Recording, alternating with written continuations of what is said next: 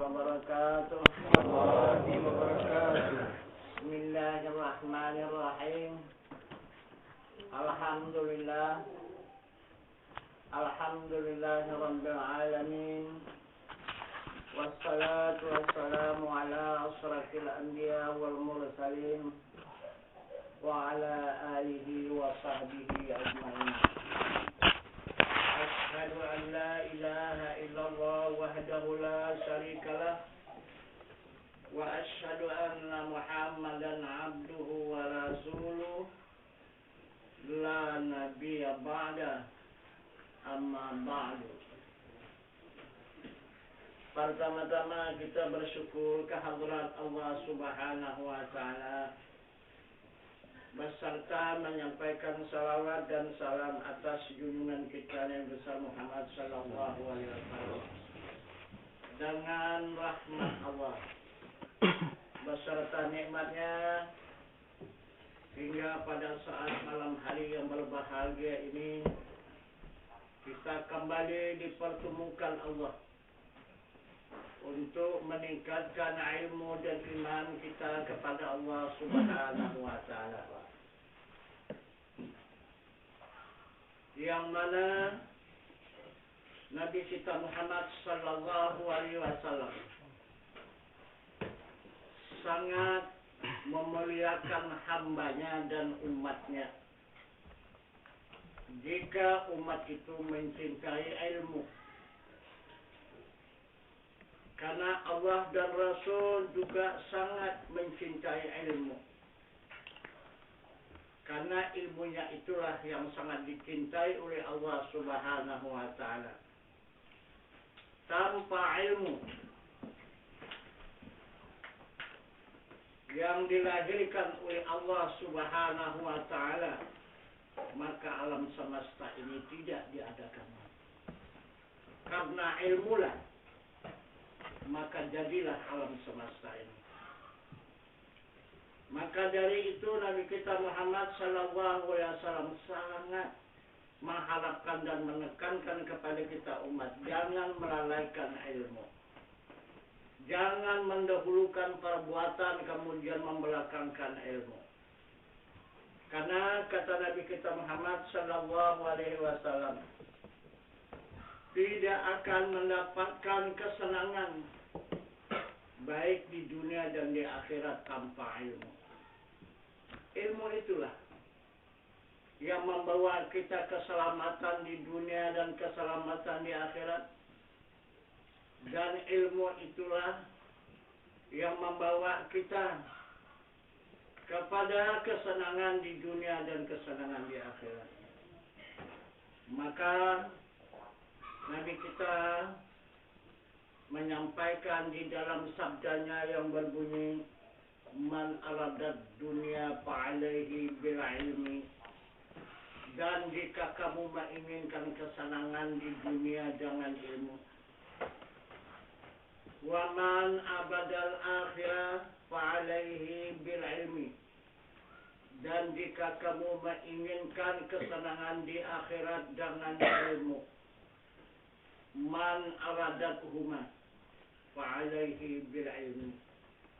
Dan jika kamu menginginkan kesenangan kedua-duanya di dunia dan di akhirat, yaitu dengan ilmu. Sampai di mana perjalanan kita di dalam melaksanakan kewajiban menuntut ilmu. Maka dijelaskan lagi oleh Rasulullah dengan sabdanya, "Utlubul ilma minal bisin." Tuntut ilmu walau ke negeri Cina. Begitulah sangat pentingnya ilmu itu kepada diri kita umat ini. Begitulah Rasul mengatakan kepada kita umat, walau ke negeri Cina. Mesti kita jalani, kita seberangi untuk mendapatkan ilmu itu. Tanpa ilmu kita kiamat. Jika kita menyempurnakan ilmu, maka kita diberikan Allah keselamatan. Kemudian seberapa lama diberikan waktu kita di dalam menuntut ilmu ini. Maka Rasulullah menjelaskan lagi di dalam sabdanya, "Utlubul ilma minal mahdi ilal lahdi." Tuntut ilmu dari buayan hingga kalian lahat. Tidak ada masa hatam, tidak ada tamat di dalam perjalanan menuntut ilmu Allah ini. Tamatnya adalah liang lahat. Jika kita berhadapan dengan liang lahat, maka tamatlah ilmu Allah ini. Jadi yang mana ilmu itu yang diwajibkan oleh Rasulullah ini, yang tidak boleh ditinggalkan dan tidak boleh dibelakangkan dari segala perbuatan. Ilmu apa? Maka Rasulullah mengatakan di dalam sabdanya lagi, "Talibul ilmi fariidatun ala kulli muslimin wal muslimat." Maksudnya bermula menuntut ilmu fardu ain, fardu diri atas muslim laki-laki dan muslim perempuan yang akil balik. Tiap-tiap sudah berakal dan balik, maka wajiblah menuntut ilmu itu, kata Rasulullah.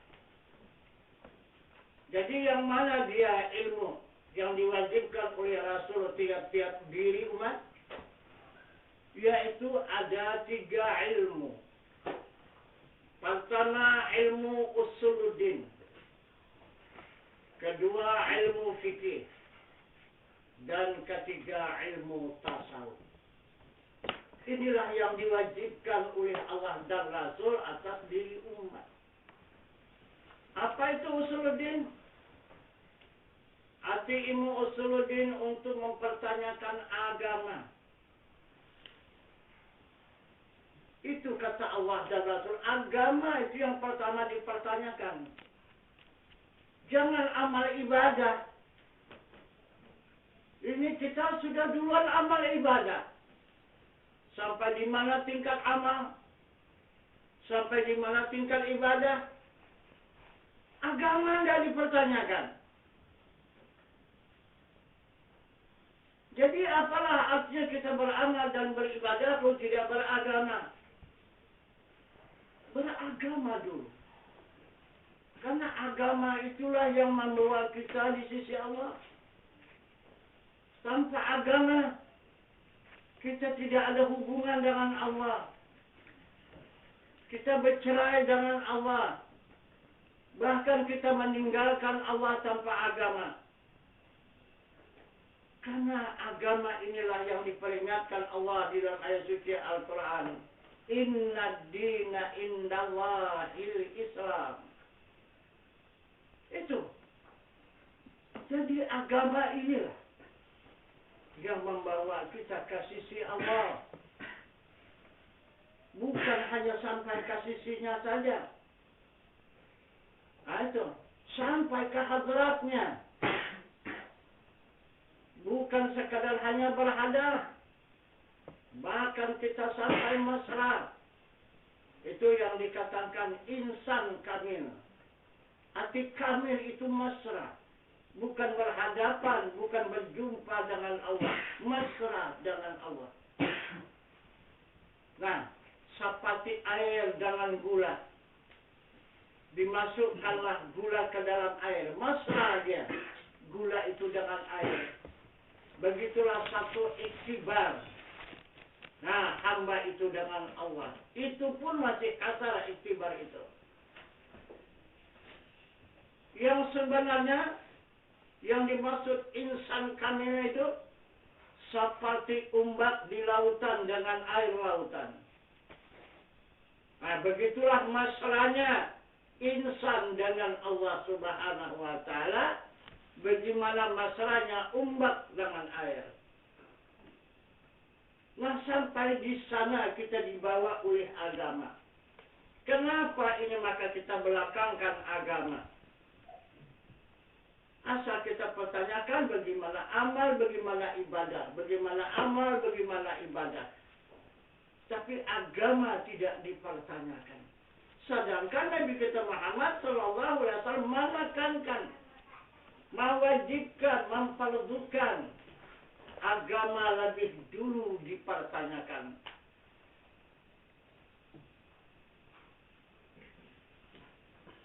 Itu yang dimaksud ilmu usuluddin.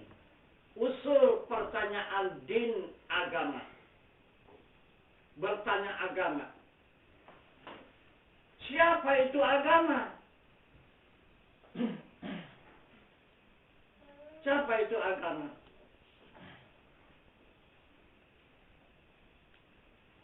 Rasul lagi menegaskan di dalam sabdanya, awaludin ma'rifatullah. Bermula awal agama mengenal Allah. Siapa yang mengenal kepada Allah baru mendapat awal daripada agama. Apa itu yang dimaksud dengan Allah? Yang dimaksud dengan Allah itu ada 4 martabat isinya.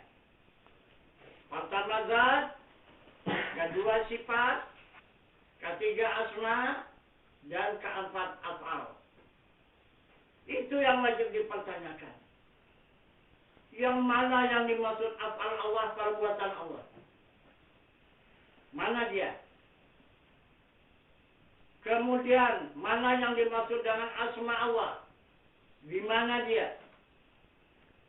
Dan mana yang dimaksud dengan sifat Allah ataupun wajahnya, ataupun nurnya? Di mana dia? Dan mana yang dimaksud dengan zat Allah itu? Di mana dia? Dan siapa itu zat? Itulah yang wajib dipertanyakan, kata Rasul, tiap-tiap umat. Muslim laki-laki dan muslim perempuan yang akil balik. Jika sudah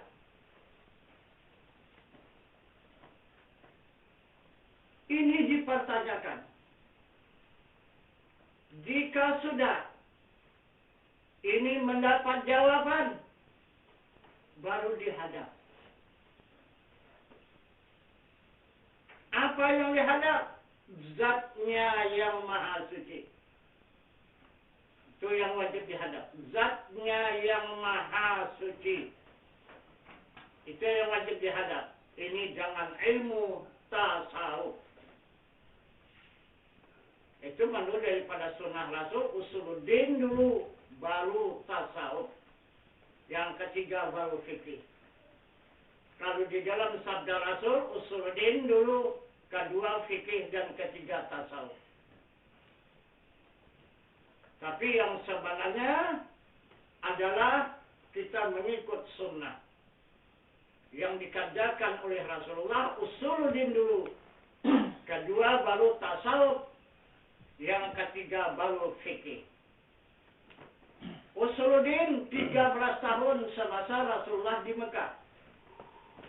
Berada di Jabal Qubis. Itulah usuluddin, mempertanyakan adanya Tuhan. Mempertanyakan adanya Allah itu zat, sifat, asma, apa itu 13 tahun lamanya waktunya diberikan oleh Rasulullah kepada sahabat dan umat. Itu usuluddin. Ini sunnahnya. Semasa Rasulullah berada di Jabal Qubis di Makkah Al-Mukarramah.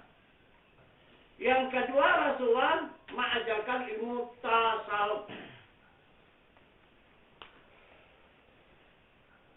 Ilmu tasawuf ini tidak bisa diketahui oleh manusia yang lain. Atau malaikat pun juga tidak tahu. Apalagi jin dan syaitan. Hanya yang dapat mengetahuinya hamba itu dengan Tuhannya. Itulah contoh Muhammad menghadap kepada zat Tuhannya perjalanan Isra dan Mi'raj. sahabat dan umat tinggal di Mekah Al-Mukarramah di Jabal Qubis. Para malaikat tinggal di langit.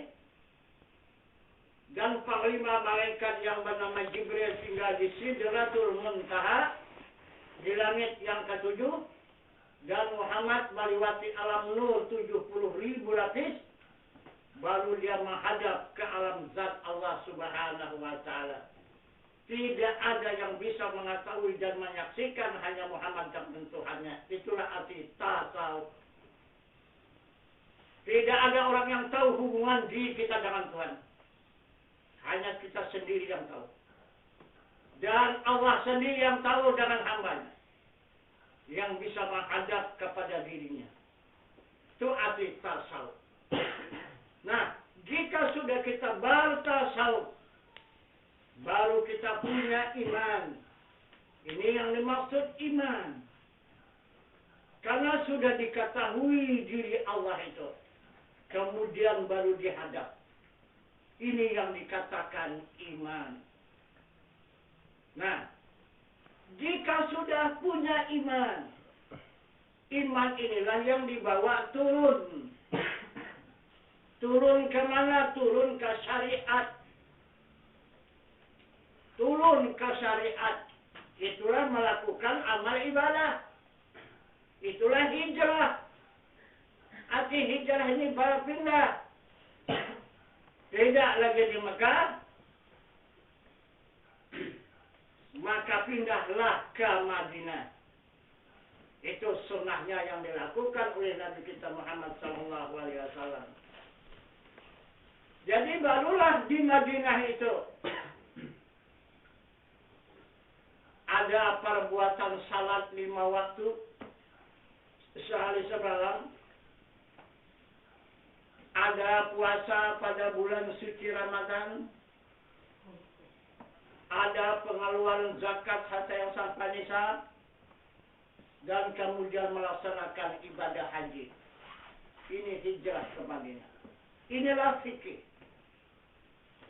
Jadi ilmu fikih ini dikajakan dengan ilmu syarat, rukun, sah, batal, halal, haram, makruh, dan mubah. Itu. Jadi inilah perjalanan Rasulullah menyampaikan agama Allah di muka bumi ini. Yang disampaikannya kepada umat. Pada tahun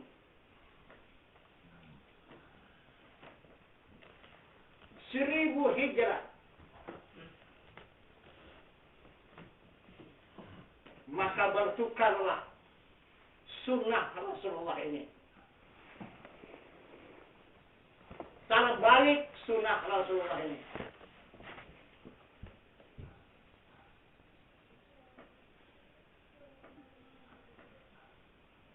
Kenapa maka terbalik?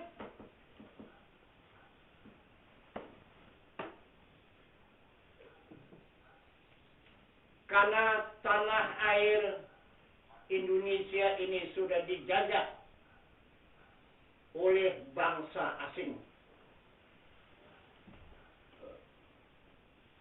Bukan saja tanah air yang dijajah, bahkan termaksudlah agama yang dijajah. Kenapa maka sampai ke agama? Karena penjajah itu takut. Jika agama ini berjalan, jika agama ini berkembang di tanah air Indonesia, tidak akan lama penjajah itu berada di tanah air Indonesia ini. Pasti akan dituntut oleh bangsa Indonesia. Jika bangsa Indonesia mengerti dan paham tanah air ini milik dia. Jadi akhirnya bangsa ini diperbodoh oleh penjajah itu.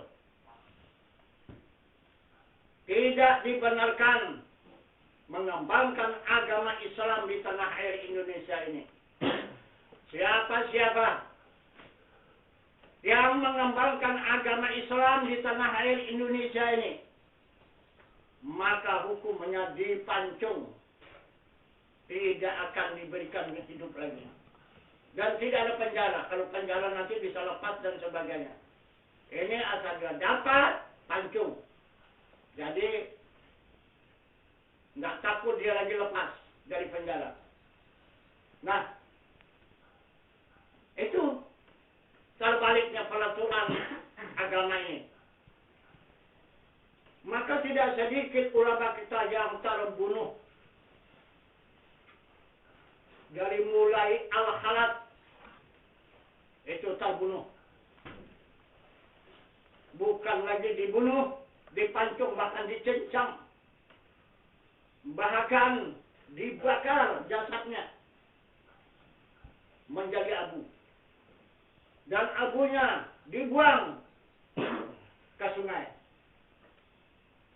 Begitulah hukum yang berlaku di atas orang yang beragama Islam di Indonesia ini.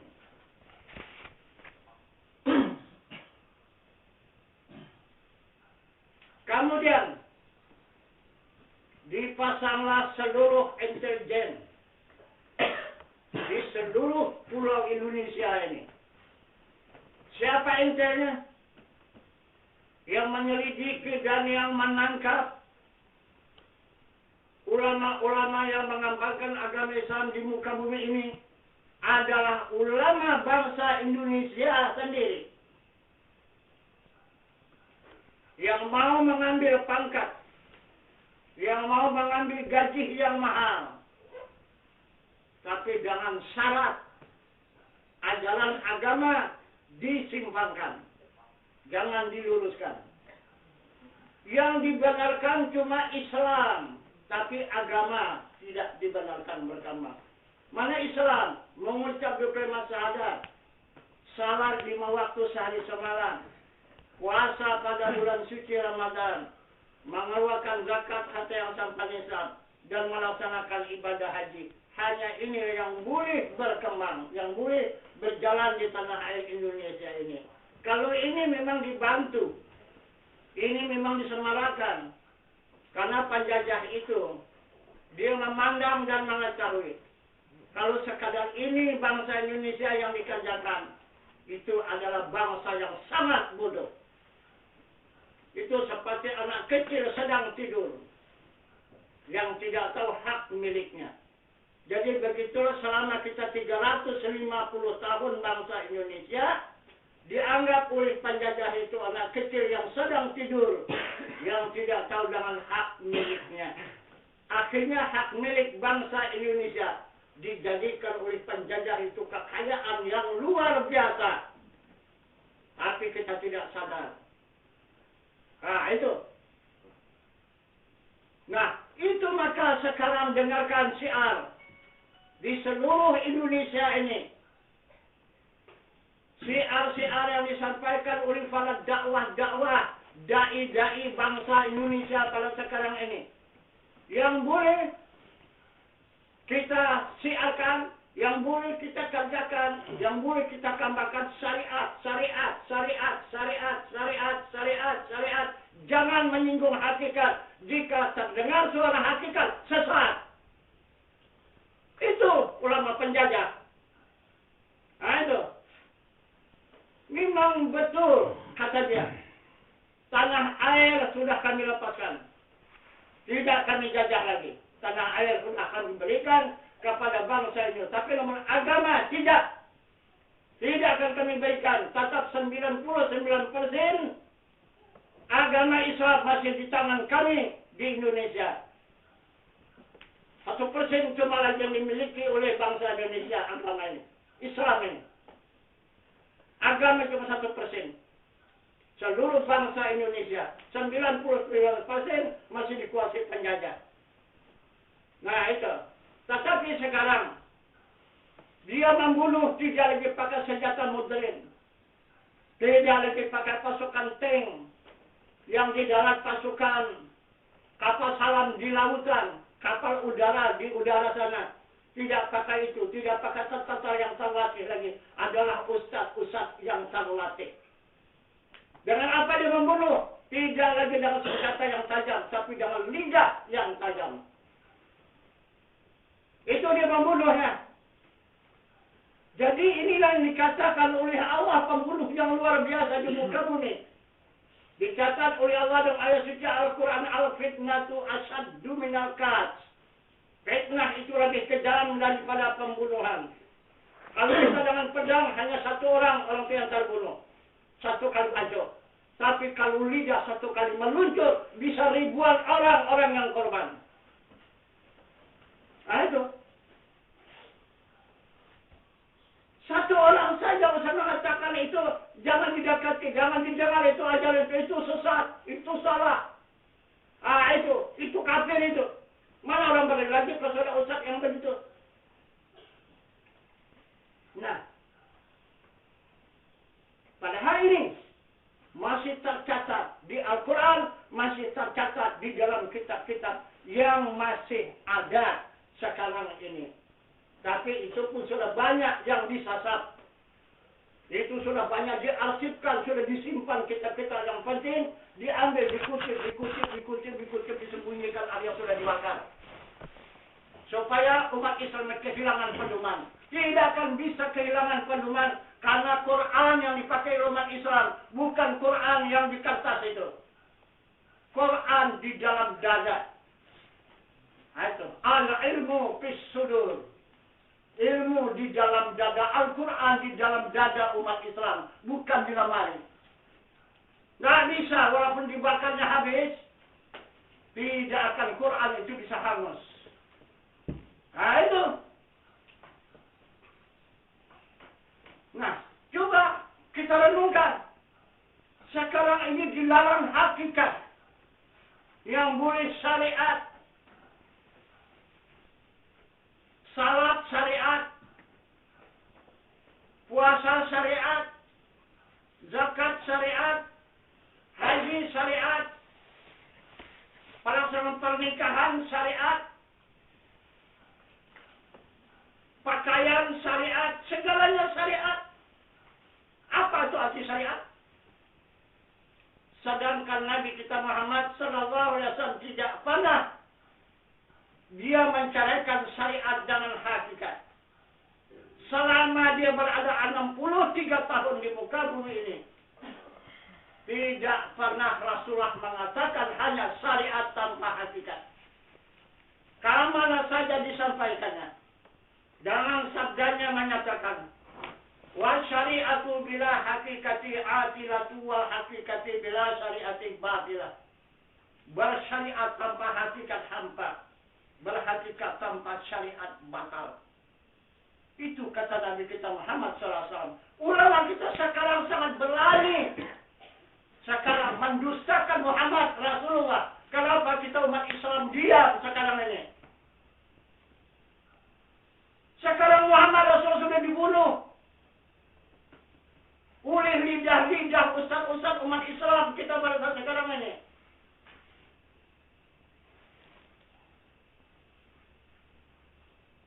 Tidak ada lagi Muhammad Rasulullah kekasih Allah yang mengembangkan agama Allah di muka bumi ini. Penggantinya adalah ustaz-ustaz inilah sekarang. Yang mengganti Rasulullah di muka bumi mengembangkan agama Allah. Maka berani dia memperubah syariat saja tanpa hakikat.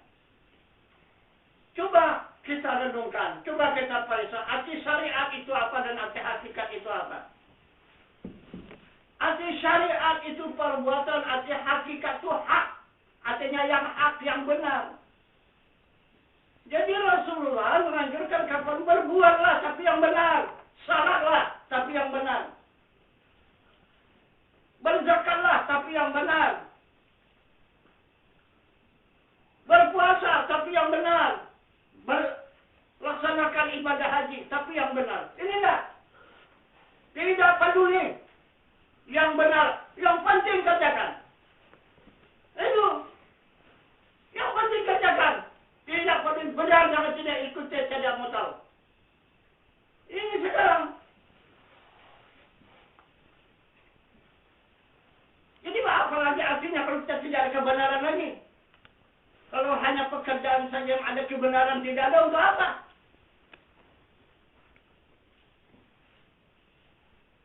Sedangkan kita, yang kita harapkan, yang kita cintai adalah kebenaran. Ini kebenaran tidak lagi dibenarkan.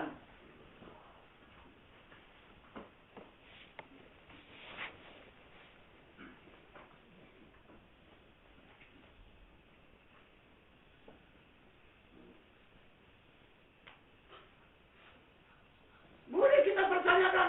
Kemana aja, silakan. Kita bebas mempertanyakan ke Ustaz mana saja. Kita banyak berhubung dengan Ustaz. Nah, itu. Coba tanya. Minta izin Ustaz. Wajibkah kita ini melakukan salat? Ya, wajiblah. Baik. Yang saya pertanyakan ini salat dengan secara hakikat. Bagaimana melakukannya Ustaz? Kalau syariat ini Pak Ustaz anak kecil pun tahu. Yahudi Nasrani pun mengerjakan salat. Bahkan ada yang jadi imam pun. Pendeta Nasrani, pendeta Kristen. Jadi imam di masjid. Coba. Pendeta. Tak jadi baru ni. Daerah kita ini. Coba. Siapa yang tahu?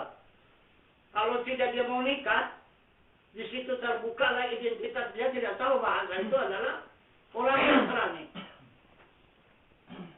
Padahal sudah disetujui dia menjadi imam. Bacaan fasih Al-Quran hadis dia lancar. Nah, itu maka kita tidak bisa tertipu masalah soal itu. Soal syariat. Nah, itu. Kalah kita kan? Syariatnya. Coba itu dipertanyakan.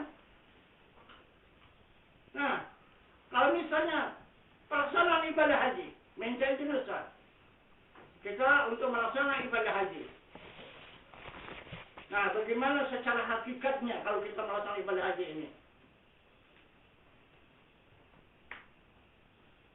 Kalau syariatnya sudahlah.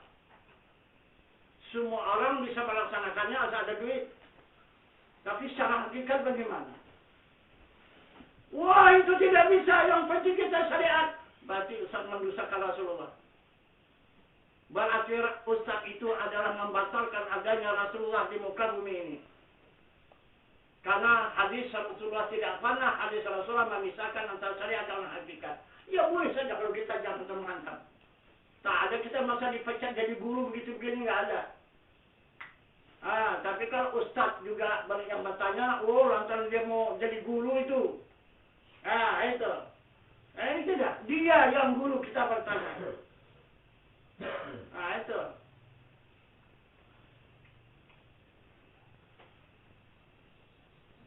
Jadi berarti sekarang ulama kita 99% di Indonesia menunjukkan negeri akhirat sudah tidak ada lagi. Kita masih tenang umat Islam tidur di muka bumi. Ulama cuma yang tak bisa tidur lagi sekarang di muka bumi ini. Saking sedihnya memikirkan bagaimana nasib umat Islam di muka bumi pada saat sekarang ini. Tidak ada akhirat lagi. Ya, kalau sudah ada semua syariat, dunia ini saja semata. Akhirat tidak ada. Akhirat itu hakikat. Jadi ulama-ulama sekarang sudah mengatakan negeri akhirat itu kosong, melompong, tidak ada, bohong. Begitulah bahasanya yang di dalam dada ulama pada sekarang ini. Tapi umat Islam senang tidur di muka bumi, dikatakan oleh ulama negeri akhirat itu tidak ada bohong, melompong. Itu. Coba kita analisa. Coba kita pikirkan tuh.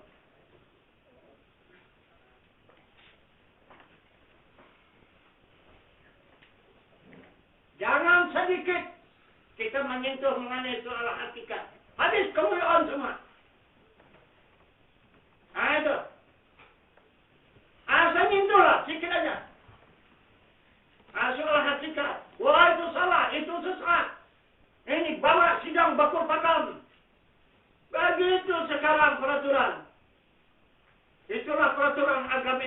Indonesia pada saat sekarang ini. Sekarang yang benar bukan agama Islam, sekarang yang benar bakul pakam. Bukan Islam. Saya sudah masuk ke bakul pakam. Saya sudah menghadapi bakul pakam. Nah itu. 99% di depan saya yang saya hadapi. Tidak ada 1% pembela saya, tidak ada. Kosong. Tidak ada, hanya saya sendiri aja. Nah itu. Itu pada tahun 80, saya sudah berhadapan dari seluruh lapisan masyarakat. Serendah-rendahnya, saya nggak sampai ke setinggi-tingginya. Nah, di seluruh Kabupaten Langkat ini. Nah itu.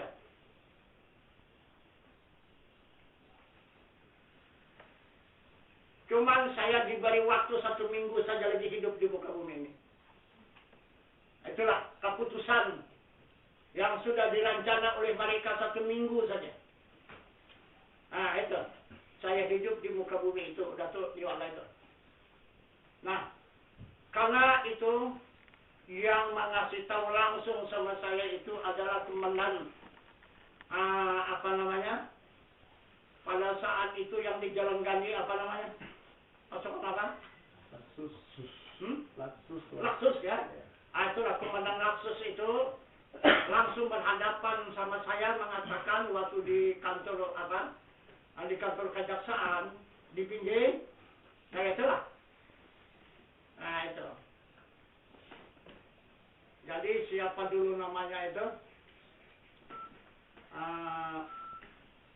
Saling Barakmana Trigan.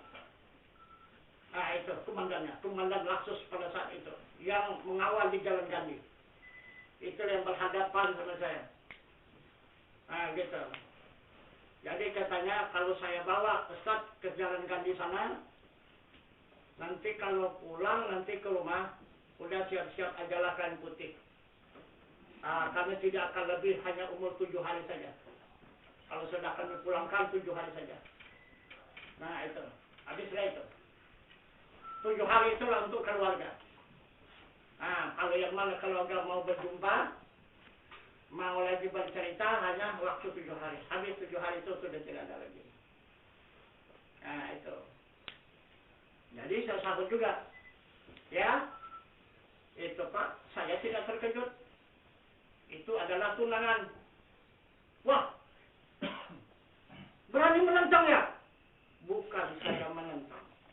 Itu tunangan. Apakah saya menentang itu? Saya mengatakan tunangan. Itu kekasih saya itu. Nah, itu. Jadi Bapak tidak bakal mati Pak.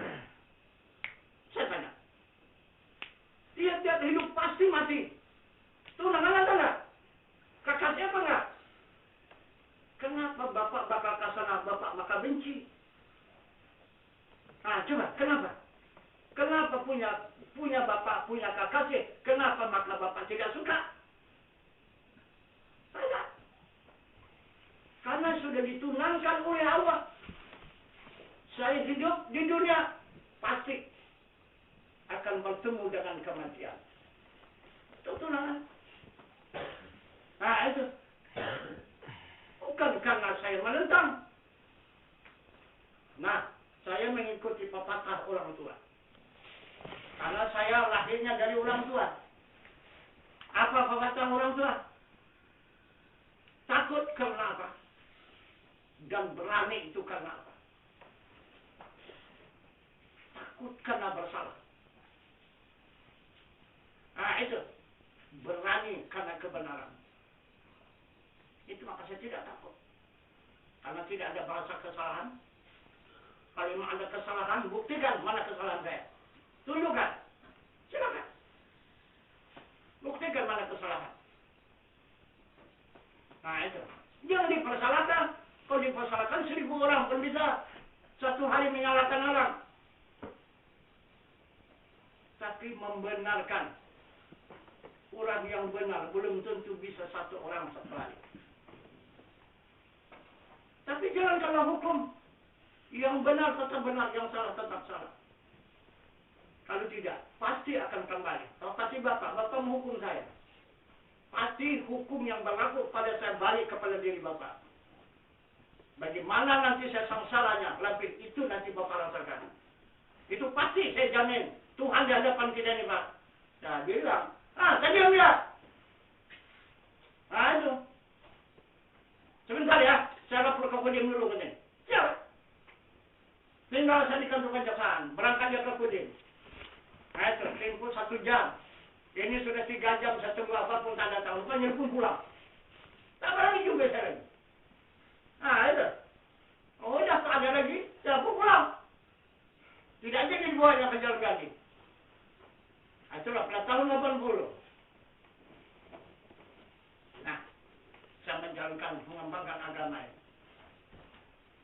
Itu maka saya tidak ada keraguan, tidak ada kesangsian itu. Nah, itu. Jadi, yang mana lihat mereka mau membunuh, maka mereka terbunuh semuanya. Tidak ada yang selamat, terbunuh semuanya. Yang mana mereka punya niat untuk membunuh, maka dia pun terbunuhlah semua. Tapi bunuh tidak wajar. Semuanya neraka. Nah itu. Ada yang hangus jasadnya. Sudah tinggal jasad, tinggal apa? Tinggal mayat, hangus, terbakar. Nah itu. Kalau mau tahu dulu, siapa namanya Kuah Kecamatan Pelangtawalang? Siapa namanya juga? Siapa Kuah Kecamatan Pelangtawalang yang meresmikan masjid di 90? Siapa? Diresmikannya masjid 90. Iya kan? Padahal dia sudah tahu bahasa ada masjid di sini. Diresmikannya lagi masjid di sana.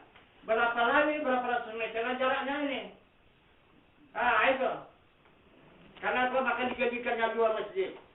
Sedangkan di sana hanya 20 orang penduduknya pada saat itu. Yang menandatangani menjadi anggota Jumat itu adalah wanita, perempuan. Sahminan namanya. Itulah Kuah Kecamatan Padang Tawalang. Nah, jadi apa kata dia? Kalau ada ustaz yang tidak senang nanti keputusan saya ini, saya meresmikan 90 ini adalah masjid. Suruh datang ke rumah saya, tidak pernah rumah saya tertutup, dan kantor saya pun tidak pernah terkunci. Silakan dia datang. Saya bilang, alhamdulillah kalau dia mau seperti itu. Nanti malaikat yang datang mewakili saya. Berapa? Berapa hari? Berapa hari kan? Tak sampai 1 bulan tegang. Hangus semua seluruh jasadnya. Boleh tanya sekecamatan Tanjung Selamat. Terbakar jasadnya itu. Mayatnya itu terbakar. Coba, di dunia sudah dibuktikan neraka. Sempat 2 masjid diresmikannya Jati 1 dan 91. Itu. Saya bukan sekepun boleh tanya kepada ulama yang sebanyak 90, 1000 tahun salat tidak salat Jumat. Tidak akan diterima Tuhan salat Jumat di situ. Apalagi Jati lebih parah. Hanya bikin dosa aja itu. Udah kita tidak Jumat. Yang dikatakan Jumat, yang capek-capek tidak sah. Ya gimana sahnya coba? Berlaga itu suara azan itu. Coba, begitu dekatnya. Mana boleh dilaksanakan apa? Jumat. Kalau masjid diganti 2, suruh dengan gereja. Itu. Tapi dari sini sekarang saya tidak mengganggu lagi. Karena sudah orang Departemen Agama yang balik meresmikan, ya sudah silakan. Itu. Padahal orang itu hanya untuk melaga, menghancurkan agama Islam yang ada di desa ini. Bukan tujuan untuk baik. Apakah baik beganding begini masjid? Coba. Itu. Cuman karena kita melihat di peraturan hukum, karena kita yang dimenangkan oleh Allah, karena kita yang pertama duluan. Mereka cuma hanya mengadakan penipuan. Macam seperti 90 pertama rumah pengajian dibikin. Sesudah pengajian baru dibikin surau. Dibikinkan mihrab. Itu sesudah surah boleh dijadikan masjid. Ini sah ini. Hukum dari mana ini sekarang? Karena berpindah wakaf. Pertama, wakaf pengajian. Kedua, wakaf surau. Ketiga, berwakaf masjid. Bisakah berpindah-pindah ini wakaf? Ini.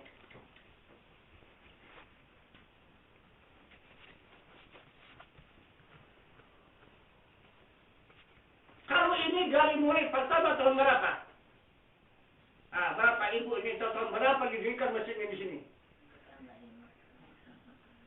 Itu. Barangkali belum tahun 50. Sudah didirikan masjid di sini. Kemudian karena di situ atas mufakat musyawarah dan mufakat masyarakat di sini dipindah ke situ. Itu juga tanah wakaf. Itu. Jadi karena itu mau dibangun sempit, hanya pas-pas tapak masjid itu saja kecil, maka dipindahkanlah kembali. Jadi yang di sana dililang, diduitkan, maka digantikanlah kembali. Sekarang dipindah di sini. Jadi masjid yang lama dari semenjak tahun 50 sampai sekarang ini saja. Tidak ada masjid yang lain. Kok bisa ada muncul masjid 90, kok ada muncul masjid di Jati. Itu apa itu? Itu masjid Yahudinya semua kayak itu. Bukan umat Islam punya itu. Kenapa? Maka masjid diadakan tandingan. Coba Yahudi punya.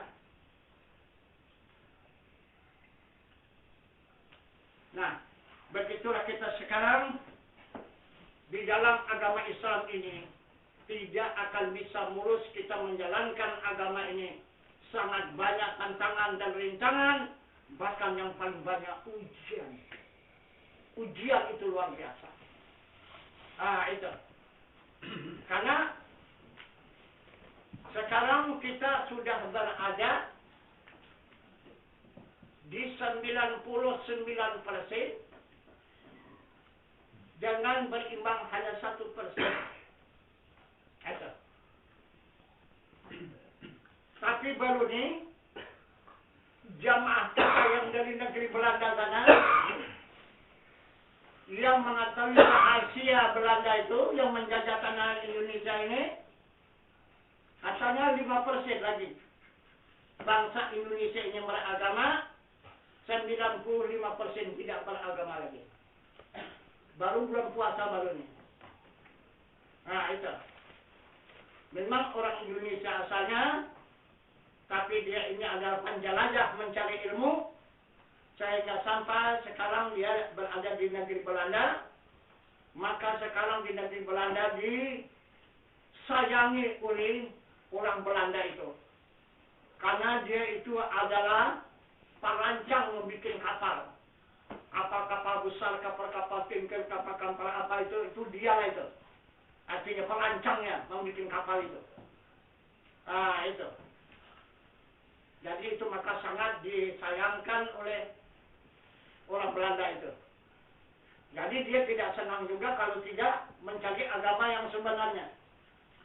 Pikir dia berada di negeri Belanda itu, disitulah dia mendapatkan agama ini yang sebenarnya. Terbukti tidak ada. Itu maka akhirnya sampai juga dia kembali. Disitulah dia membuka rahasia itu.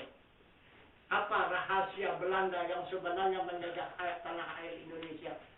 Dia adalah untuk mengambil kekayaan tanah air Indonesia ini. Karena tanah air Indonesia ini adalah yang sangat mewah dan yang sangat subur. Dan sangat menguntungkan. Maka dari itu dia habis-habisan kekuatan dia dikerahkan untuk menguasai tanah air Indonesia ini. Tetapi supaya dia kekal, supaya dia lama, supaya jangan dituntut dia menguasai tanah air ini adalah agama. Kalau agama berkembang, dia tidak tahan lama, pasti dia tercampak. Maka ditekannya agama habis-habisan. Itu. Jadi sekarang tanah air lepas, menjadi milik bangsa Indonesia, tetapi namun agama Islam tetap dimiliki dia lagi. 99%. Begitulah keterangan yang baru kita dapat. Nah, itu. Ini ada orangnya. Nah, itu yang bertanggung jawab. Nah, itu. Mengetahui rahasia itu yang sebenarnya. Nah, itu. Nah, itu maka terbalik peraturan ini. Sekarang mana ada lagi usuluddin? Mana ada tasawuf? Yang ada hanya fikih. Mana-mana fikih, mana-mana ilmu fikih, mana-mana fikih, mana-mana ilmu fikih, mana-mana syariat, mana syariat. Bukti beberapa bulan yang telah lalu di waktu seluruh ulama Aceh di Molabor untuk menyatukan seluruh ulama ASEAN masa usuluddin dan tasawuf ditolak mentah, tidak lagi berlaku. Nah, itu tidak lagi terima. Nah, itu akhirnya tidak berlaku dan tidak berjalan. Nah, bukan sedikit sudah pengunjungnya ASEAN. Nah, itu yang baru terjadi di apa kan? Di Molabor. Nah, berapa banyak kita punya utusan, kita bawa utusan ke sana. Nah, itu. Satu kalimat pun tasawuf itu tidak ada terbuka. Pusaka tasawuf, tauhid pun tidak. Itu maka sempat mengamuk Bupati iyalah Molabor itu. Siapa namanya itu bupatinya? Nah, itu.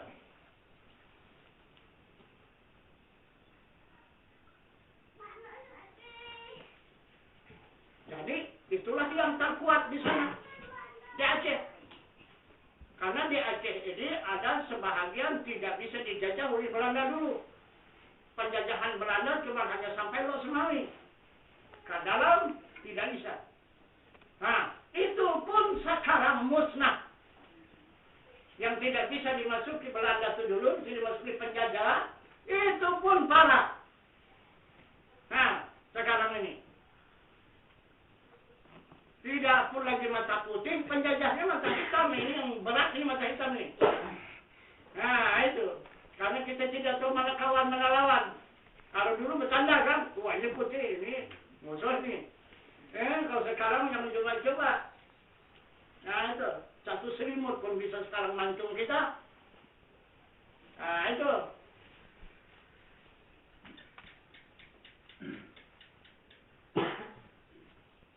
Jadi dulu kita mengetahui juga sejarah sedikit demi sedikit. Nah, itu. Karena saya punya sahabat Datuk Bandaharu Bi'ah adalah anak murid Tuan Syekh Burhanuddin Ulakan yang berkeramat itu. Tuan Syekh Burhanuddin Ulakan itu anak murid Tuan Syekh Abdul Raud Banda Aceh. Itu dekat Makam Salam di Mekah itu. Jadi dia dulu bersahabat dengan Haji Hasan Perak, bapaknya gubernur sekarang ini. Gitu. Semasa Dut Bre memberontak dulu, dia itu pendamping. Lama dia mendampingi Dut Bre itu. Itu Hasan Perak sama Datuk Bandaharu Bi'ah itu. Yang pertama, apa ini? Yang di Jakarta ini, dia adalah menjadi Dewan Mursyid seluruh tarikat yang berkembang di Indonesia. Datuk Bandaharu ini. Seluruh Indonesia Dewan Mursyid dia. Seluruh tarikat. Itu semasa kami munas tahun 90. Di Jakarta. Nah, kemudian saya dilantik menjadi Dewan Mursyid Kabupaten Langkat oleh Datuk Bandaharu. Kemudian semasa kami kembali munas di Jakarta, maka berbalik. Maka Datuk Bandaharu minta dibaiatkan. Jadi saya baiatkan pula Datuk Bandaharu. Jadi berarti dia menugaskan saya menjadi Dewan Mursyid Kabupaten Langkat, tetapi akhirnya dia adalah menjadi jamaah kita. Itu Datuk Bandaharu itu. Jadi masuklah dia ke dalam gulungan Fardu Ain. Datuk Bendahara itu. Nah, disitulah dia membuka segala rahasia. Nah, itu. Bagaimana perjuangan dari mana asalnya Daud Brecht itu. Maka dia memberontak kepada Indonesia ini. Pertama, dia tidak pernah terjajah oleh penjajah, yaitu Belanda. Belanda hanya batas Lok Semanggi, tapi ke sana tidak. Satu, maka dia tidak mau menyatu dengan tanah air yang pernah dijajah oleh Belanda itu. Satu. Yang kedua, di waktu Indonesia ini merdeka, belum ada apapun. Pesawat CBJ pun tidak ada. Masih sedang keadaan susah. Bangsa Indonesia pada saat itu yang dipimpin oleh Soekarno. Maka dipanggillah oleh Daud Brecht Soekarno ke daerah, apa namanya kalau bahasa kita, Batu Licin namanya. Apa namanya bahasa Aceh itu? Batu Li, Batale apa? Batale ya. Itu. Kalau kita Batu Licin. Gitu. Di sana dipanggil, maka bangsa Aceh akan membantu bangsa Indonesia dengan seharga kembali pesawat. Nah, itu. Maka diberikanlah entah beberapa ratus kilo emas kepada Presiden Soekarno, maka diberikannya lah. Itu. Kepada Soekarno, mewakili bangsa Indonesia untuk membeli pesawat. Itulah pesawat Indonesia pertama. Memiliki pesawat. Adalah uang dari Aceh. Jadi, Presiden Soekarno berutang ke Aceh. Nah, karena berlarut-larut tidak ada ingat untuk membayar utang, maka yang punya hak menagih. Itu. Ditagih, tidak dibayar. Akhirnya, udahlah, tidak pun dibagi, tidak pun dipulangkan, itu tidak apa-apa. Cuma kami minta tolong. Kita pisahkan antara Aceh dan Indonesia. Itu asalnya. Maka terjadilah pemberontakan DITI. Ini sebabnya. Itu. Jadi, kalau melihat sejarah ini sampai sekarang, bangsa Indonesia masih terhutang kepada bangsa Aceh. Sebanyak pesawat. 1 biji pesawat. Itu. Jadi kalau dikembangkan sampai sekarang berapa? Saya bilang sama Datuk Bendahara. Kalau bangsa Indonesia ataupun Soekarno lupa dengan janjinya untuk membayar hutang ini kepada bangsa Aceh, kita berjanji. Kita yang bayar. Saya bilang, kita bayar.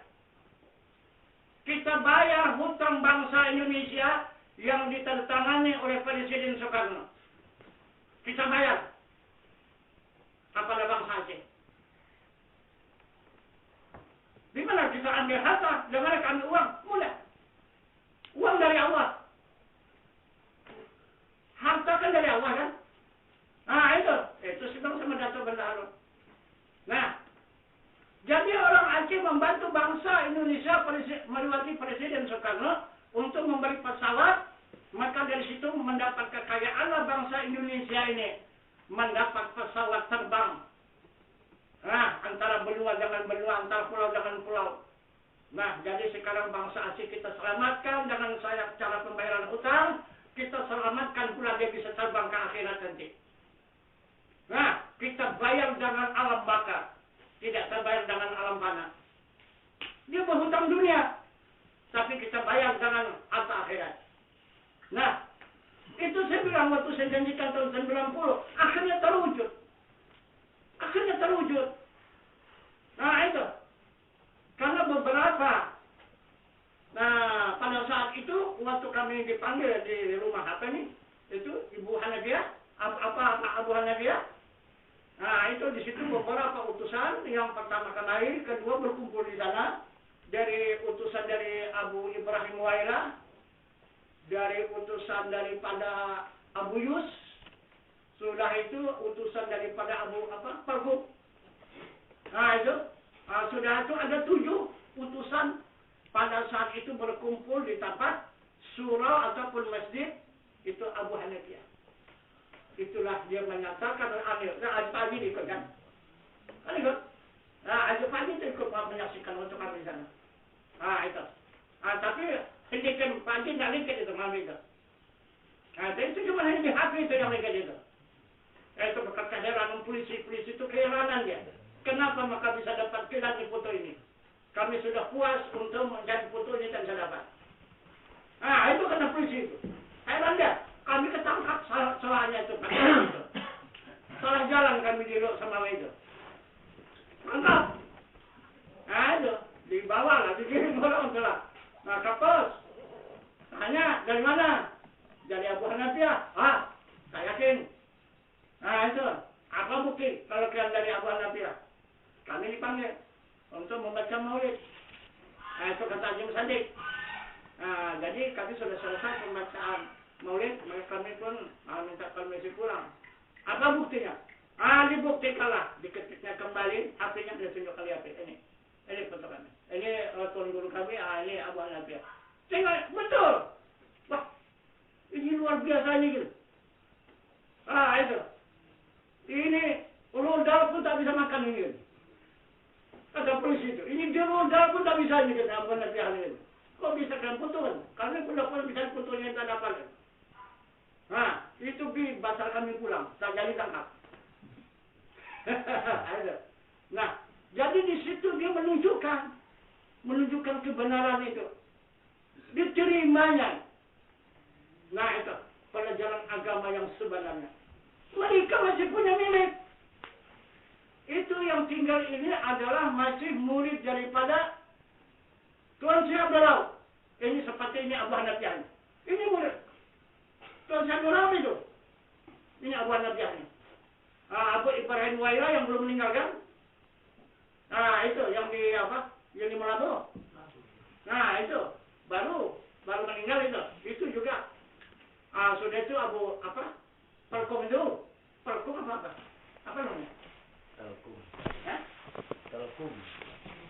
Rungkuk. Itu. Ada 7 waktu kami di situ ada 7. Karena orang itu utusan dulu kemarin sebelum pertemuan kami di Usman itu. Jadi utusannya masing-masing, ini utusan dari sini, utusan dari sini, utusan dari sini. Nah, jadi semua utusan itu melaporkan kepada Abu itu masing-masing, maka Abu itu mengakui ini memang kebenaran. Cuma dikatakannya ini yang kalian jumpai ini adalah secara kerasulan. Tapi kita tidak memiliki itu. Kita cuma hanya kenabian. Kita tidak dapat lagi menyebarluaskan agama ini, cuma hanya untuk pakai untuk keluarga. Kalau untuk menyebarkan secara umum sudah tidak bisa. Tapi yang kalian jumpai ini adalah bisa mengembangkan secara umum. Adalah yang mewarisi kerasulan, yang untuk mengembangkan agama ini. Kita tak bisa. Kita cuma hanya kenabian. Hanya untuk pakai sendiri. Untuk dikembangkan tidak bisa. Nah itulah pengakuan beberapa ulama di Aceh. Itu. Kan berapa itu ya? Setahun yang lewat ya? Setahun yang lewat lah. 3 tahun tuan. 3 tahun yang lalu. 3 tahun yang lalu ya? Itulah. Masa masih disusu. Iya.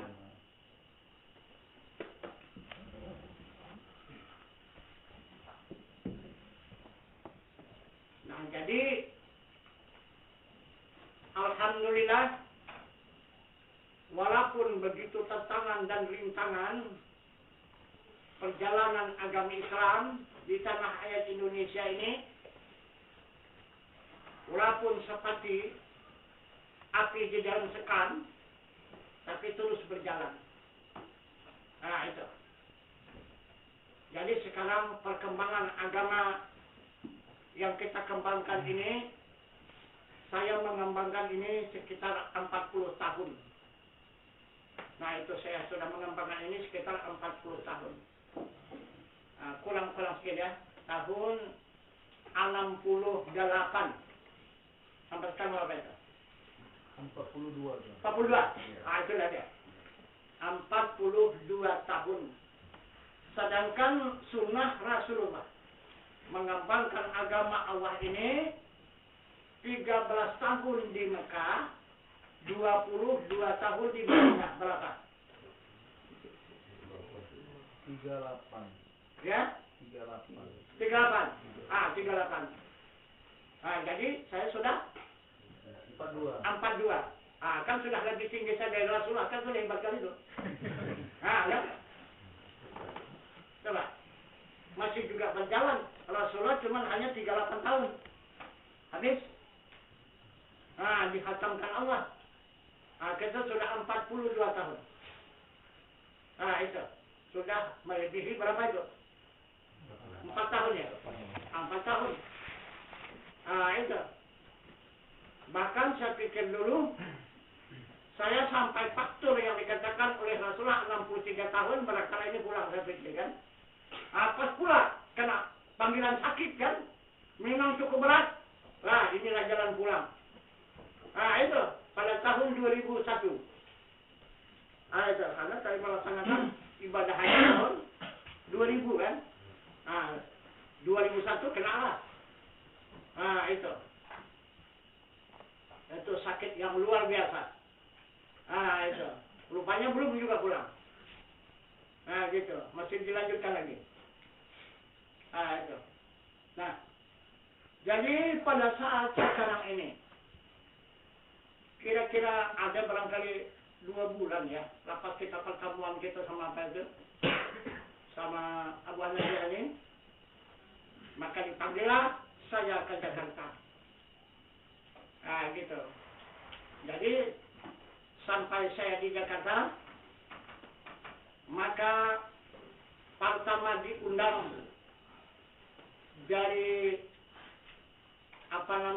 Jatinegara, Kampung Melayu.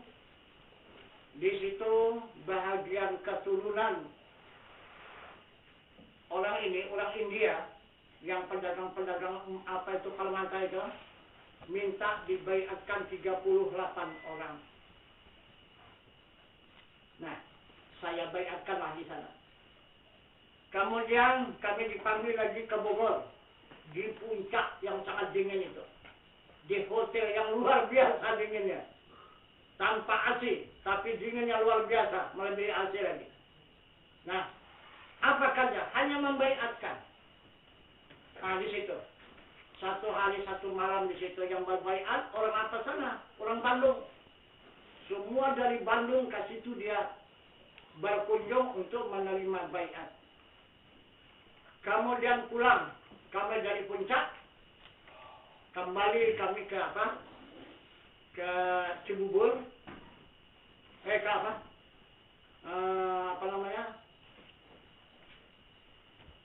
di daerah apa itu, Lubang Buaya tuh. Kampung Melayu. Bukan, Kampung Melayu tuh. Lubang Buaya. Daerah Lubang Buaya.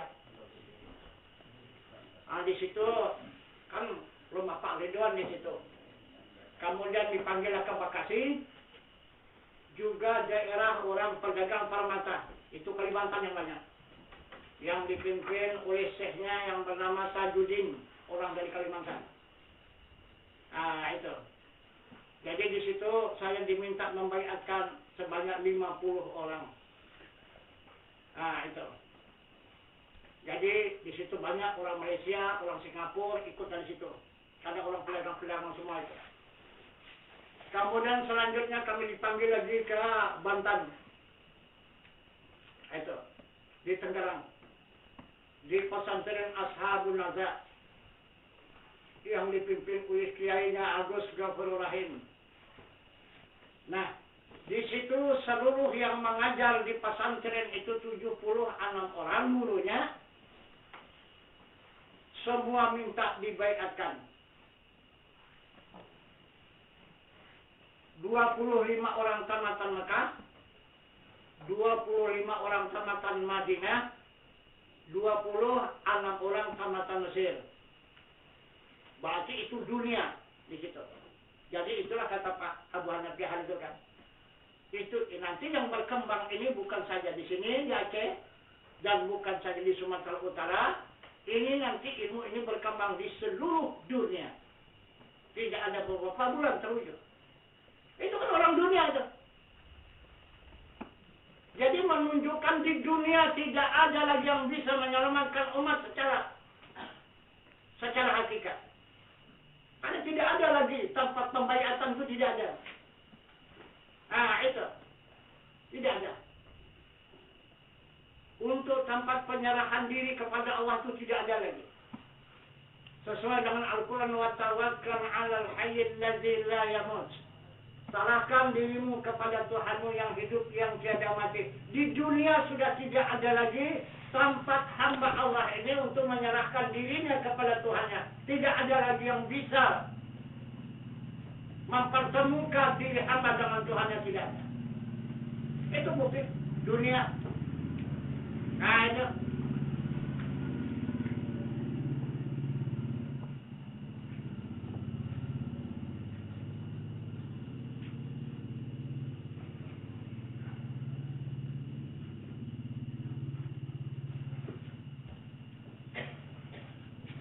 Jadi kalau memang salah, kenapa maka mereka itu sampai 76 orang tidak ada satu pun yang membantah? Semua itu utusan-utusan dunia semua itu.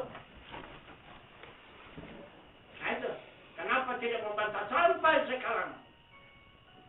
Masih kita tunggu beritanya. Adakah teguran? Adakah bantahan? Itu. Apa sekarang tidak ada? Bahkan mereka berjanji sesudah dia menerima baiat. Dari sini ke atas, insya Allah mudah-mudahan asal diberkati oleh Allah pesantren ini. Maka akan lahirlah santri-santri melewati pesantren ini yang benar-benar orang yang bersyariat dan berhakikat. Dan akan kami buka kembali kitab kuning. Itulah kata seluruh pengajar itu, guru-guru itu. Itu. Jadi kitab kuning sekarang sudah disimpan. Tidak boleh dikembangkan lagi. Di seluruh pesantren itu ada kitab kuning, tapi dirahasiakan dan disembunyikan. Dilihat sama murid pun tak bisa. Usahakan dibaca. Macam mana kita mau tahu? Jadi berarti umat Islam ini tak lama lagi bakal kalah. Kalau itu yang kita ikutkan. Itu. Jadi inilah. Kita berusaha, walaupun kita itu sebentar timbul, sebentar tenggelam, seperti sabut di dalam lautan, tetapi tetap akan kita usahakan kita berjalan untuk memberikan pedoman, untuk memberikan petunjuk kepada umat Islam yang betul-betul menghendaki kepada kebenaran. Itu, walaupun bagaimana tentangan dan rintangan, kita tidak mempedulikan itu. Itu. Karena dari pertama tahun 80, itulah keputusan saya. Itulah etikat saya menghadapi seluruh lapisan masyarakat itu, hanya kepada rukun syahadat. Yang saya pegang hanya rukun syahadat saja. Apa rukun syahadat? Rukun syahadat itu ada 4. Mengisbatkan zat Allah, mengisbatkan sifat Allah, mengisbatkan af'al Allah, mengisbatkan kebenaran Rasulullah. Itu rukun syahadat. Mengisbatkan zat Allah ada 6. Pertama wujud, artinya ada. Qidam, artinya sedia. Baka, artinya kekal. Muhalafatuhu ta'ala hawadith, bersalah-salahan bagi segala makhluk. Qiyamu ta'ala binafsih, berdiri dengan sendirinya. Wahdaniyat esa, itu mengisbatkan zat.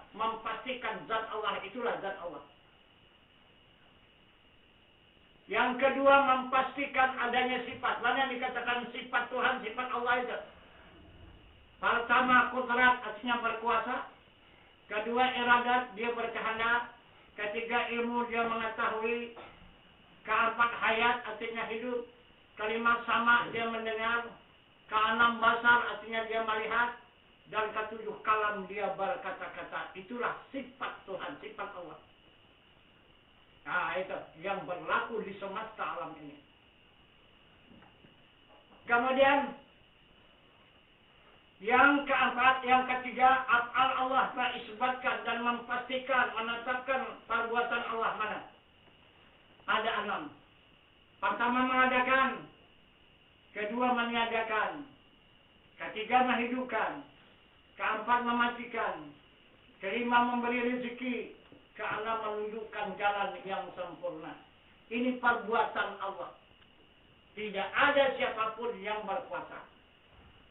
Nah, itu melakukan itu kecuali Allah Subhanahu wa Ta'ala. Ini yang saya pegang. Nah, itu. Saya yakin dihidupkan oleh Allah. Berarti tidak ada orang yang bisa mematikan saya. Nah, itu kecuali Allah yang menjadikan. Nah, itulah pegang saya.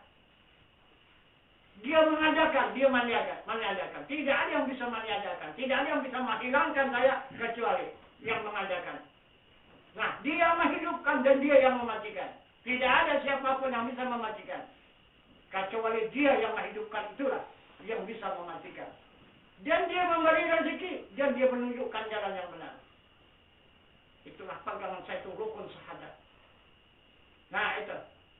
Barulah timbul kerasulan. Mari dikatakan kebenaran Rasul. Pasti dia diri Rasulullah. Mana dia? Siddiq, amanah, tabligh, fatanah. Nah, itu dikatakan Rasulullah. Diri Rasulullah. Siddiq artinya benar. Amanah, kepercayaan. Tabligh artinya menyampaikan. Fatanah, bijaksana. Inilah dikatakan Rasulullah. Nah, itu bukan orang. Nah, siapa yang menuduh orang? Sesat itu. Nah, itu. Inilah kita cari. Mana yang benar? Yang siddiq. Mana yang amanah, kepercayaan. Mana yang tabligh, menyampaikan. Dan ada yang fatanah. Itu bijaksana. Tapi tidak dia meninggalkan manusia. Al-a'radul basyariyah. Berperangai mereka itu Rasul sebagai perangai manusia. Dia berdampingan dengan manusia. Rasul itu. Bukan juga meninggalkan manusia. Karena tempat perlindungannya itu manusia. Dia al-a'radul basyariyah. Contoh tauladannya itu manusia. Nah, itu. Jadi mengajarkan sesuatu kepada manusia, dia melihat contoh tauladan itu. Nah, melewati samaran dia itu. Nah, itu. Kalau tidak ada dia berwujud seperti manusia, mana bisa dia memberikan pelajaran kepada diri manusia? Nggak bisa. Nah, itu. Itulah yang saya pegang. Nah, itu.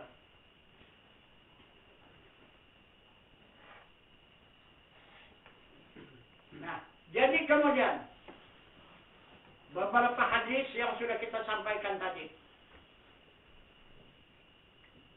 Apa yang dipertunjukkan oleh Rasulullah kepada kita umat? Apa yang dipertunjukkannya itu? Yang dipertunjukkan itu isi hatinya. Yang dipertunjukkannya. Isi hatinya. Itu yang dikatakan isi hatinya. Benda yang ada di dalam surga. Apa itu benda yang di dalam surga? Itulah 3 buah bajana yang ada di dalam surga itu. Apa isi yang 3 buah bajana itu? Pertama ilmu, kedua iman, ketiga Islam, keempat sabar, kelima pikir, keenam nur, ketujuh hikmah. Itu 3 buah bajana. Itu yang dimasukkan oleh malaikat Jibril ke dalam kalbu Nabi. Penuh kalbu Nabi dengan 3 buah bajana itu. Maka bajana itu benda yang dicintai oleh Allah. Nah, jadi siapa saja yang menyontoh perbuatan Rasul itu, bisa memasukkan 3 buah bajana ke dalam kalbu, dia pasti akan dicintai oleh Allah. Nah itu tidak akan diragukan lagi. Allah tidak akan bohong itu. Nah itu. Karena Allah mengatakan kepada kita hambanya, laqad kana lakum fi rasulillahi uswatun hasanah. Telah ada atas diri Rasul suri tauladan yang baik bagi kamu. Itulah, contohlah itu. Muhammad Rasulullah itu. Itu kata Allah. Nah, kalau mau kamu dicintai oleh Allah. Jadi sekarang yang 3 buah bejana itu apa? Coba. Kepada diri Nabi bajana namanya. Jadi kepada kita apa namanya? Ada pernah jumpa bejana? Ada? Coba, apalah bejana itu? Coba apalah? Barangkali kita cuma hanya mengatakan aja itu bejana itu. Tapi apa aja? Itu. Jadi bejana ini Rasulullah mengatakan, mempertunjukkan kepada kita umat. Ini dengan hadisnya tadi, talibul ilmi fardhatun ala kulli muslimin wal muslimat, berbulan menuntut ilmu fardu ain atas muslim laki-laki dan muslim perempuan yang akil balik. Yang mana ilmu yang diwajibkan atas diri muslim 3 ilmu. Pertama ilmu usuluddin, kedua ilmu fikih, dan ketiga ilmu tasawuf. Ini 3 buah bajana. Ini bajana usuluddin, fikih, dan tasawuf kepada kita umat. Nah itu. Ini Rasul mengatakan. Nah, di dalam dada Rasul, bejana namanya, sudah pindah ke dalam dada umat, ilmu namanya. Nah, jadi inilah yang dijadikan oleh Rasulullah pusaka. Ini dia pulang kepada Allah, tidak dibawanya, ditinggalkannya di muka bumi ini. Nah, itu. Supaya dituntut oleh umat, supaya diambil oleh umat. Karena ini pusaka Rasulullah. Siapa yang cinta kepada Rasulullah, maka dia akan mengambil pusakanya. Jadi pusaka Rasulullah ini adalah harta Allah. Itu maka ilmu ini ilmu tauhid, ilmu Tuhan. Inilah yang akan membawa kita kepada Tuhan. Ilmu tauhid, ilmu Tuhan. Ini pusaka Rasulullah. Nah itu, jangan dihayal-hayalkan. Jadi jika kita tuntut 3 ilmu ini, usuluddin, fikih, dan tasawuf, maka berkembang dia di dalam kalbu itu menjadi ilmu. Sudah sempurna ilmunya menjadi iman. Sudah menjadi iman baru menjadi Islam. Sudah menjadi Islam baru menjadi sabar. Sudah menjadi sabar baru menjadi fikir. Sesudah menjadi fikir baru menjadi nur. Sesudah menjadi nur baru menjadi hikmah.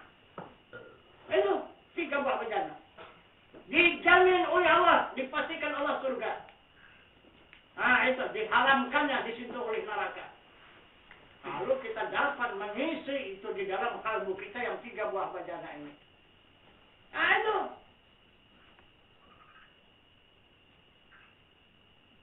Inilah pusaka Rasulullah. Jadi sekarang kita itu membagi-bagikan pusaka Rasul. Nah itu. Siapa yang kepingin? Siapa yang yakin? Nah itu. Kepada pusaka Rasulullah. Karena dengan jalan pusaka Rasulullah inilah jalan keselamatan kita kembali kepada Allah. Mendapatkan jalan ihdinas siratal mustaqim. Untuk mendapatkan jalan yang lurus, jalan yang diridai oleh Allah Subhanahu wa Ta'ala. Itu. Kalau dia tak dapat. Nah, jadi inilah barangkali sebagai tambahan pelajaran kita pada malam ini untuk meningkatkan ilmu dan iman kita kepada Allah Subhanahu wa Ta'ala. Dan kemudian boleh kita lanjutkan kembali dengan usuluddin. Karena usuluddin ini 13 tahun ini. Nah itu diberikan waktu oleh Rasulullah. kepada kita umat untuk menjalankan usuluddin ini. Nah, baru nanti naik ke tasawuf. Sudah tasawuf, baru fikih, baru melakukan amal ibadah. Ini usuluddin yang tidak ada, apalagi tasawufnya sudah amal ibadah. Apa tak kemana-mana amal ibadah, yang ke sungai, yang ke laut, yang ke parit, tak kemana-mana. Coba. Jadi yang parah lagi di dalam salat kita itu kita, salat bukan tanggung, sudah berbisul sudah kepalanya untuk sujud kan? Untuk sujud lebih bisul, bukan lagi baca lagi berbisul udah. Ya saking lamanya sudah sujud kan? Tapi apa yang kita lakukan sujud itu? Sujud karena sumpah. Itu tanda karena sumpah. Itu dilihat. Ara'aita allazi yukadzibu bid-din fadzalika allazi yad'u al-yatim wa la yahuddu 'ala ta'amil miskin. Fawailul lil musallin allazina an salatihim sahun. Kalau sumpah apa enggak? Tahukah kamu orang mendustakan agama kata Allah? Orang yang mendustakan Tuhannya, agama itu Tuhannya. Orang yang tidak menyantuni anak yatim, yang tidak membantu kepada fakir dan miskin. Fawailul lil musallin allazina an salatihim sahun. Celaka orang yang salat. Itu yang dikerjakan. Coba. Kalau boleh bersuara, pecah alam ini suara Tuhan. Mengatakan, celaka kamu hambaku. Tapi kalau tiada huruf, tiada suara, tidak didengar oleh manusia dan binatang, maka kita tenang-tenang saja Tuhan mengatakan celaka kepada hambanya. Coba, asal kita kerjakan salat, celaka kata Tuhan. Coba. Fawailul lil musallin alladzina an salatihim sahun. Celaka orang yang salatnya yang lalai dari ingatan. Tidak mau menghadap Tuhannya salatnya itu. Nah, coba lihat di dalam kitab pembuka rahasia ketuhanan. Apa kata Tuhan di sana? Barang siapa ingatannya itu kepada dunia, maka dunia itulah Tuhanmu. Bagaimana? Coba. Kalau tukang ternak, dua tuh Allahu Akbar. Bismillahirrahmanirrahim. Lampak tanduk dua. Itu Tuhan. Itu kata Tuhan itu Tuhan kamu. Jangan. Berarti apa yang tadi dua? Kalau jadi kandung mulai itu, tak terbau. Pulang ke sana kasih nanti. Coba buka. Kitab Kasrul Asrar namanya, pembuka rahasia ketuhanan. Jangan. Sedangkan kita diperingatkan oleh Allah, salat itu kemana? Wa aqimis salata li dzikri. Tegakkan salat, ingat aku. Jangan ingat kambing, ingat lembu, ingat harta, keluarga, anak cucu dan sebagainya. Aku, kata Tuhan. Kenapa? Katakanlah kulla syai'in khaliqun ila wajha. Sesuatu itu rusak lagi binasa. Jangan kamu ingat itu, jangan kamu sembah itu. Itu aku jadikan itu semua akan rusak dan binasa. Yang tidak rusak, tidak binasa, wajah. Wajahku dan zatku. Itu, ke sana. Ke sana kau berhadap, ke sana kau menyembah. Nah juga, itu juga yang kita kerjakan. Wajah dunia juga yang kita hadap. Kalau kita menghadap wajah akhirat. Yang mana juga. Nah, itu karena kita tidak mengikuti petunjuk Allah. Nah itu. Karena kita meninggalkan usuluddin. Meninggalkan pertanyaan. Tidak mau banyak kita bertanya. Itu. Maka disuruh oleh Rasul banyak-banyak bertanya sampai 13 tahun. Jangan kamu bosan mempertanyakan adanya Tuhan itu. Nah itu. Sebelum nyata Tuhan itu, jangan kamu berhenti menanyakannya. Jika nyata, hadaplah. Sudah kamu hadap, baru. Kau nyatakanlah. Kau siarkanlah, kau tunjukkanlah. Itu kepada ahli keluargamu. Itu